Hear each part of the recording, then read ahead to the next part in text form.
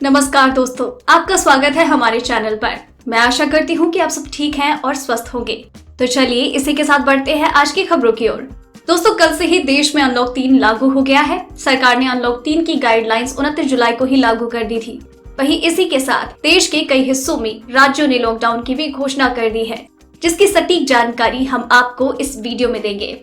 बस आप इस वीडियो के साथ अंत तक बने रहिए। इसी के साथ ही दोस्तों, आपको लेकर चलते हैं आज की मुख्य सुर्खियों की ओर, जहां आपको सबसे पहले बताएंगे देश में क्या है कोरोना का हाल। वहीं बताएंगे नोएडा में 31 अगस्त तक बढ़ाई गई धारा 144, बंद रहेंगे जिम और सिनेमा हॉल। यहां पढ़े नई गाइडलाइंस। साथ ही बताएंगे भारत के बाद अब अमेरिका करेगा चीन पर डिजिटल स्ट्राइक, कभी भी लगा सकता है टिकटॉक पर बैन। वहीं भारत को राफेल मिलने पर चीन के बाद भड़का पाकिस्तान, उगला जहर। बड़ी खबर, कोवैक्सीन ट्रायल के दूसरे फेज ने पकड़ी रफ्तार, पहले फेज में नहीं दिखा कोई साइड इफेक्ट। साथ ही बताएंगे अयोध्या को सील करने की तैयारी, 4 अगस्त से नहीं मिलेगा प्रवेश, जलमार्ग पर भी निगाह। वहीं रक्षाबंधन पर 12 घंटे का शुभ मुहूर्त, जाने इस बार क्या है खास संयोग। इसी के साथ अगली खबर में आपको बताएंगे आज आपके राज्य का मौसम का हाल। वहीं बताएंगे पेट्रोल डीजल के आज के दाम। वहीं सरकार ने बंद की ये योजना, अब नहीं मिलेंगे 10,000 रुपए प्रति माह। इसी के साथ आगे बताएंगे जी हाँ, अब कट के आएगी आपकी सैलरी, अगस्त में बदल गया ये नियम। वहीं बैंक कस्टमर्स के लिए जरूरी खबर, एक गलती के कारण हो सकता है भारी नुकसान। जी हाँ दोस्तों, ऐसी और भी कई बड़ी खबर और अपडेट निकल कर आ रही है, जिनकी सटीक जानकारी आपको इस वीडियो में देंगे। लेकिन उससे पहले आपसे एक छोटी सी रिक्वेस्ट है। मुझे इस वीडियो को बनाने में बहुत मेहनत लगती है, तो इस मेहनत के लिए इस वीडियो पर एक लाइक जरूर कीजिए। साथ ही वीडियो के नीचे दिए गए लाल बटन को दबाकर चैनल को जरूर सब्सक्राइब कीजिए और पास में जो घंटी का छोटा सा बेल आइकन आ रहा है नजर आपको, उसे भी जरूर दबा दीजिए, ताकि आपको दिन भर की सभी बड़ी खबरों की जानकारी मिलती रहे। तो चलिए दोस्तों, एक एक करके सभी बड़ी खबरों के बारे में जान लेते हैं।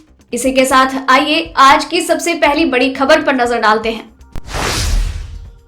भारत में कोरोना वायरस का कहर जारी है। देश में कंफर्म केसों का आंकड़ा 17,01,307 के पार हो चुका है और 36,583 से ज्यादा लोगों की जान जा चुकी है। वहीं 10,96,893 लोग ठीक हो चुके हैं। दुनिया भर में इस वायरस से 6,83,473 से ज्यादा लोगों की जान जा चुकी है। वहीं 1,77,81,000 कंफर्म केस आ चुके हैं। हो सकता है जब आप ये वीडियो देख रहे हो तो ये आंकड़े और बढ़ गए हों। इसी के साथ बढ़ते हैं अगली खबर की ओर। नोएडा गौतम बुद्ध नगर जिले में कोरोना वायरस संक्रमण के बढ़ते मामलों के मद्देनजर आपराधिक दंड प्रक्रिया संहिता CRPC की धारा 144 के तहत लागू प्रतिबंधों को 31 अगस्त तक के लिए बढ़ा दिया है। जिला पुलिस ने बताया है कि नोएडा और ग्रेटर नोएडा में इस अवधि में राजनीतिक, सामाजिक, खेल संबंधी या धार्मिक सम्मेलन करने और विरोध प्रदर्शन के तहत रैलियां निकालने की मनाही होगी। अतिरिक्त पुलिस उपायुक्त कानून एवं व्यवस्था आशुतोष द्विवेदी ने कहा, गौतम बुद्ध नगर में CRPC की धारा 144 के तहत प्रतिबंध 31 अगस्त तक लागू रहेंगे। साथ ही नोएडा पुलिस ने कहा है कि जिले में सभी cinema hall, gym, swimming pool और मनोरंजन पार्क 31 अगस्त तक बंद रहेंगे।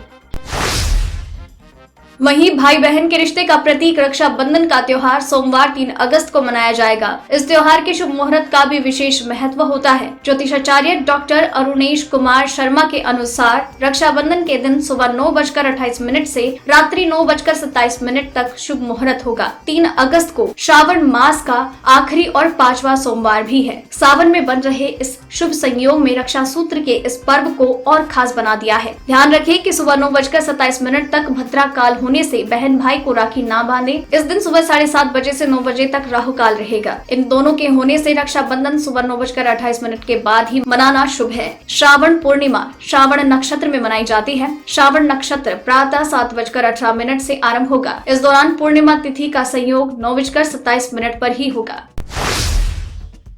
वहीं अयोध्या में 5 अगस्त को होने वाले राम मंदिर के भूमि पूजन कार्यक्रम की तैयारियां जोर शोर से हो रही है। कार्यक्रम से पहले अयोध्या को सजाने का काम जारी है। भूमि पूजन कार्यक्रम में पीएम मोदी भी पहुंचेंगे। सूत्रों के अनुसार पीएम मोदी 11:15 पर अयोध्या पहुंचेंगे। वो 2 घंटे से ज्यादा समय यहाँ पर रहेंगे। पीएम मोदी दोपहर 2 बजे अयोध्या से रवाना हो जाएंगे। अयोध्या पहुँचने पर पीएम मोदी सबसे पहले हनुमानगढ़ी जाएंगे और वहाँ पर दर्शन करेंगे। इसके बाद पीएम रामलला के दर्शन करेंगे, जिसके बाद भूमि पूजन का कार्यक्रम होगा। होगा। अयोध्या में मंच की व्यवस्था भी फाइनल कर दी गई है। सिर्फ 5 लोग ही मंच पर रहेंगे। प्रधानमंत्री मोदी, मुख्यमंत्री योगी आदित्यनाथ, यूपी के राज्यपाल आनंदीबेन पटेल, आरएसएस प्रमुख मोहन भागवत और मंदिर ट्रस्ट के अध्यक्ष महंत नृत्य गोपाल दास मंच पर मौजूद होंगे।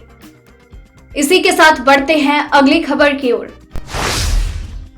पीएम के आगमन के चलते अयोध्या को चारों तरफ से सील करने की तैयारी है। इसके लिए अयोध्या समेत फैजाबाद शहर में प्रवेश के सभी मार्गों पर पूर्व में किए इंतजामों की मॉनिटरिंग की जा रही है। मुख्य कार्यक्रम की पूर्व संध्या से किसी को भी अयोध्या में प्रवेश नहीं दिया जाएगा। वहीं लखनऊ के रास्ते सड़क से आने वाली वीवीआईपी को शहादतगंज से अयोध्या में प्रवेश देने की योजना बनाई जा रही है। साथ ही अयोध्या जिले के पड़ोसी जनपद बस्ती, गोंडा, अम्बेडकर नगर, बाराबंकी, सुल्तानपुर, अमेठी आदि में पूर्व में ही नोडल अधिकारियों की नियुक्ति की जा चुकी है। इनके नेतृत्व में इन जनपदों की पुलिस बॉर्डर पर कड़ी निगरानी रखेगी। वहीं जलमार्गों पर कड़ी निगरानी रखने के लिए पीएसी जल पुलिस की तैनाती की जा रही है। प्रधानमंत्री के अयोध्या आगमन को लेकर हाईवे समेत अयोध्या के सभी छोटे बड़े प्रवेश मार्गों पर बैरियर लगाए जाने की तैयारी है। ये सभी आगामी 3 अगस्त से कार्य करना शुरू कर देंगे। 4 अगस्त की शाम से अयोध्या में प्रवेश प्रतिबंधित किया जा सकता है। इसके लिए सभी मार्गों पर पूर्व में किए इंतजामों की दोबारा मॉनिटरिंग की जा रही है। इसी के साथ बढ़ते हैं अगली खबर की ओर। फ्रांस से राफेल आने के बाद भारतीय वायुसेना की ताकत में जहां एक और कई गुना इजाफा हुआ है, वहीं पाकिस्तान ने इसे परमाणु हथियारों की रेस करार दे दिया है। पाकिस्तान विदेश मंत्रालय की प्रवक्ता आयशा फारूकी ने भारत को राफेल फाइटर जेट मिलने पर प्रतिक्रिया दी। फारूकी ने कहा, भारतीय वायुसेना को हाल ही में जो राफेल विमान मिले हैं, उससे जुड़ी हुई उन्होंने कई रिपोर्ट देखी। उन्होंने कहा, भारत के पूर्व अधिकारियों और कई अंतर्राष्ट्रीय मैगजीन के अनुसार राफेल विमान दोहरी क्षमता वाला है और इसका इस्तेमाल परमाणु हथियारों के लिए भी किया जा सकता है। फारूकी ने कहा, भारत लगातार अपने परमाणु हथियारों के जखीरे को बढ़ा रहा है और उसे आधुनिक बना रहा है। पाकिस्तान विदेश मंत्रालय के प्रवक्ता ने कहा, भारत हिंद महासागर को परमाणु हथियार बंद बना रहा है और मिसाइल सिस्टम के जरिए लगातार हथियारों की तैनाती बढ़ा रहा है।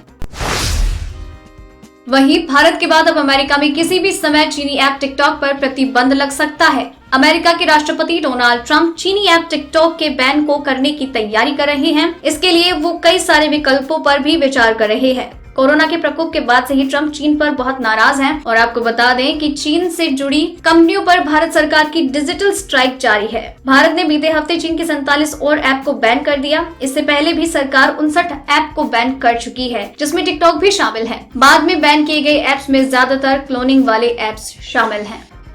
दोस्तों, वीडियो में अभी और भी कई महत्वपूर्ण खबरें बाकी है, इसीलिए इस वीडियो के साथ बने रहिए। तो चलिए अब आगे बढ़ते हैं अगली खबर की ओर। आज भी देश में पेट्रोल डीजल की कीमतों में कोई बदलाव नहीं हुआ। सरकारी तेल कंपनियों द्वारा आज पेट्रोल और डीजल की कीमत में कोई परिवर्तन नहीं किया गया। हालांकि 30 जुलाई को दिल्ली सरकार ने डीजल के दाम में 8.36 रुपए की कटौती की, जिससे दिल्ली में डीजल का दाम 73.56 रुपए प्रति लीटर हो गया। IOCL की वेबसाइट के अनुसार दिल्ली, कोलकाता, मुंबई और चेन्नई में 1 लीटर पेट्रोल की कीमत क्रमशः 80.43, 82.10, 87.19 और 83.63 रुपए प्रति लीटर है। डीजल की बात की जाए तो इन महानगरों में इनका दाम क्रमशः 73.56, 77.04, 80.11 और 78.86 रुपए है। चलिए बढ़ते हैं अगली खबर की ओर, लेकिन उससे पहले देखिए बिहार और असम बाढ़ की ये ग्राउंड रिपोर्ट। बिहार में बाढ़ की स्थिति चिंताजनक बनी हुई है और अब तक 47 लाख से ज्यादा लोग इससे प्रभावित हुए। बिहार में आपदा प्रबंधन विभाग ने कहा है कि राज्य में पिछले 24 घंटों में बाढ़ के कारण किसी की मौत नहीं हुई, लेकिन इस प्राकृतिक आपदा के कारण प्रभावित हुए लोगों की संख्या में इस अवधि में 5 लाख से ज्यादा की बढ़ोतरी हुई। बाढ़ के कारण राज्य में अब तक 11 लोगों की मौत हो चुकी है। विभाग ने बताया कि 14 जिलों की 1012 पंचायतों में बाढ़ प्रभावित लोगों की संख्या बढ़कर 45.63 लाख हो गयी, जबकि इससे एक दिन पहले ये संख्या 39.63 थी। वहीं असम में कोकराझार जिले के गोसाई गांव में बाढ़ के कारण एक और व्यक्ति की मौत हो गई और इससे इस साल राज्य में बाढ़ और भूस्खलन के कारण मारे गए लोगों की संख्या 135 हो गई।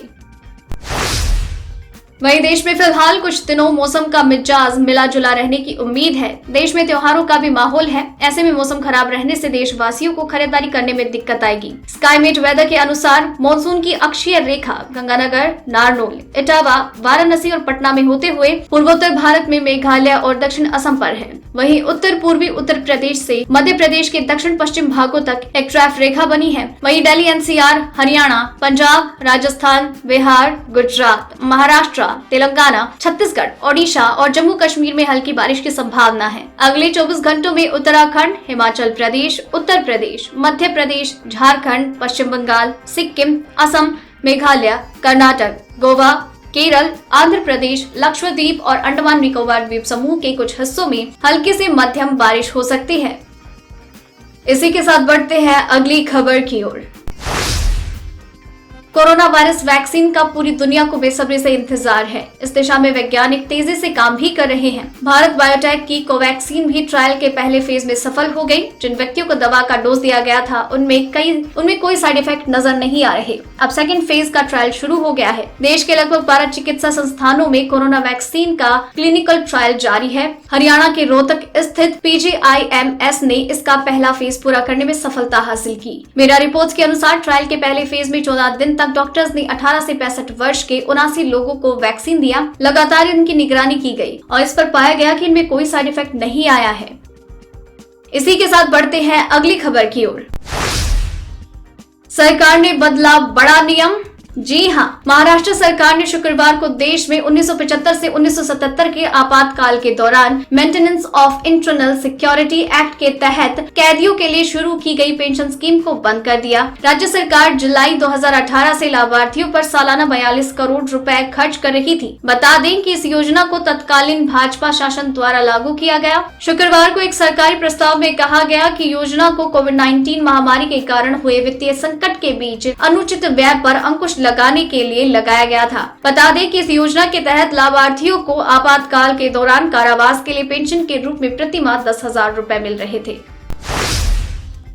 वहीं 1 अगस्त यानी कल से बैंक से जुड़े कुछ नियम बदल गए हैं। अगर ऐसे में आपने ध्यान नहीं दिया है तो आपको नुकसान हो सकता है। देश के 4 बैंकों ने बैंकिंग ट्रांजैक्शन से जुड़े नियमों में बदलाव किया है। इनमें axis bank, bank of Maharashtra, Kotak Mahindra bank और RBL बैंक शामिल हैं। ये बैंक न्यूनतम बैलेंस और नकद निकासी पर चार्ज वसूलने की तैयारी में है। हालांकि ये चार्ज मेट्रो और शहरी इलाकों में अलग अलग होगा। बैंक ऑफ महाराष्ट्र ने मिनिमम बैलेंस के नियमों में बदलाव करते हुए न्यूनतम बैलेंस की राशि बढ़ा दी है। इससे अब सेविंग अकाउंट में ज्यादा मिनिमम बैलेंस रखना होगा। बैंक में पहले जहाँ 1,500 रुपए मिनिमम बैलेंस रखना होता था, अब इसे बढ़ाकर 2,000 रुपए कर दिया।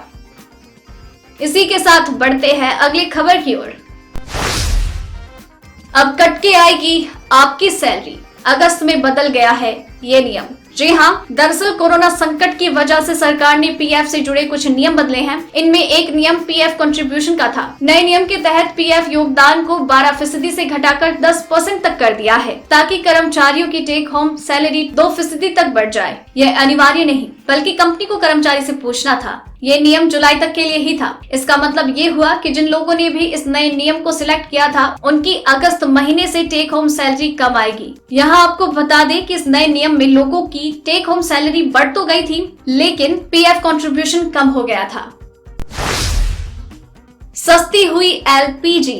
जी हाँ, अगस्त महीने की पहली तारीख आम आदमी के लिए बड़ी राहत लेकर आई है। जी हाँ, क्योंकि देश की ऑयल मार्केटिंग कंपनियों ने LPG रसोई गैस की कीमतों में कोई बदलाव नहीं किया। दिल्ली में 14.2 किलोग्राम वाले गैस सब्सिडी वाले LPG सिलेंडर के दाम में दिल्ली में 594 रुपए पर है। अन्य शहरों में भी घरेलू रसोई गैस सिलेंडर के दाम स्थिर हैं। हालांकि जुलाई महीने में 4 रुपए तक की कीमतें बढ़ाई गई थी। IOC की वेबसाइट में दिए गए दाम के अनुसार दिल्ली में 14.2 किलोग्राम वाले बिना सब्सिडी वाले रसोई गैस सिलेंडर की कीमत 594 रुपए है। वहीं मुंबई में बिना सब्सिडी वाले रसोई गैस सिलेंडर की कीमत 594 रुपए है। चेन्नई में 610.50 रुपए। हालांकि कोलकाता में सिलेंडर की कीमतें 50 पैसे प्रति सिलेंडर हो गई है।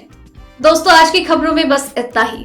आपको भी अगर ये खबरें अपने मोबाइल पर हर दिन यूं ही चाहिए तो इस वीडियो के नीचे दिए गए इस लाल बटन को दबाकर चैनल को सब्सक्राइब कर लीजिए और साथ ही साइड में दिए गई इस घंटी को भी दबाएं।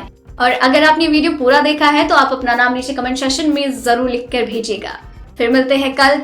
जय हिंद, धन्यवाद।